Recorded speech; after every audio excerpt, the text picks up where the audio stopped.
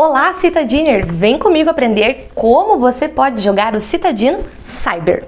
Primeira coisa, olha lá na caixinha a narrativa que conta a história do Citadino Cyber. Em Citadino, humanos e humanoides dividem os mesmos espaços sociais de forma virtual e real. Uma sociedade mergulhada em interações virtuais, vivendo situações comuns e tentando se defender de ataques virtuais vindos de humanos e robôs que tentam transgredir a ordem e gerar um caos na vida dos citadiners.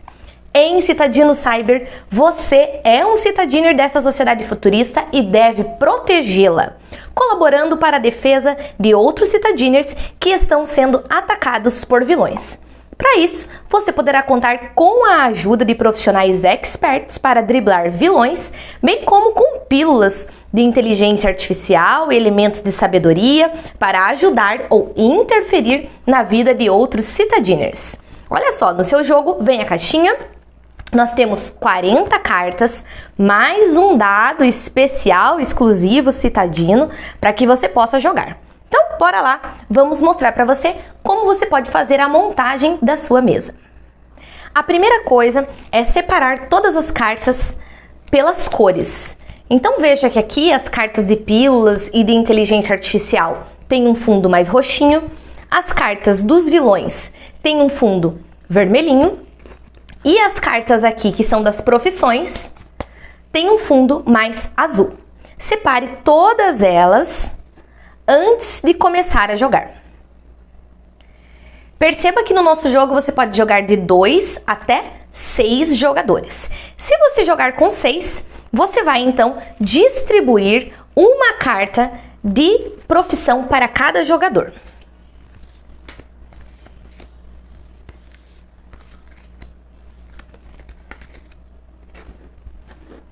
Distribuída a carta de profissão para cada jogador, você vai distribuir, então, uma carta de pílula ou de elementos de inteligência artificial, uma também para cada jogador.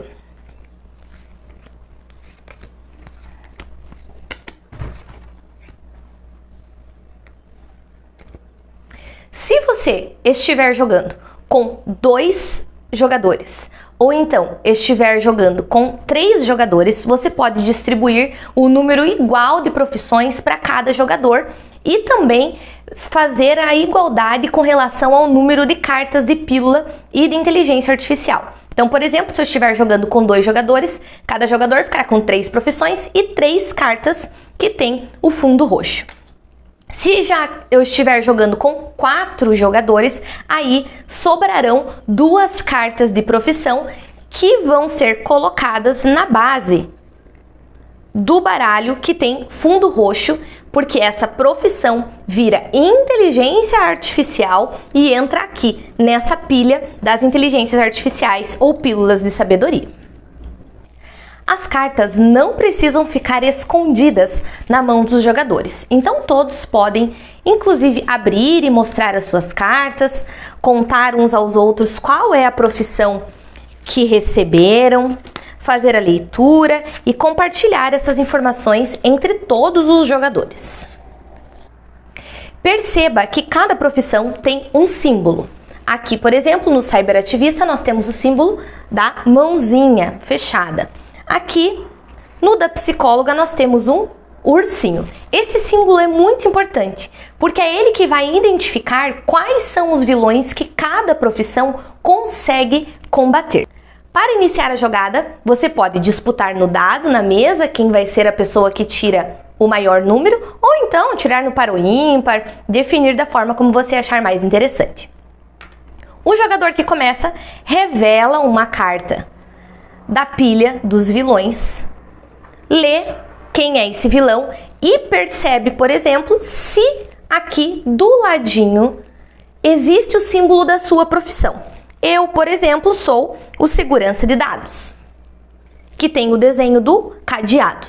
O segurança de dados combate a vilã, que é a 007up.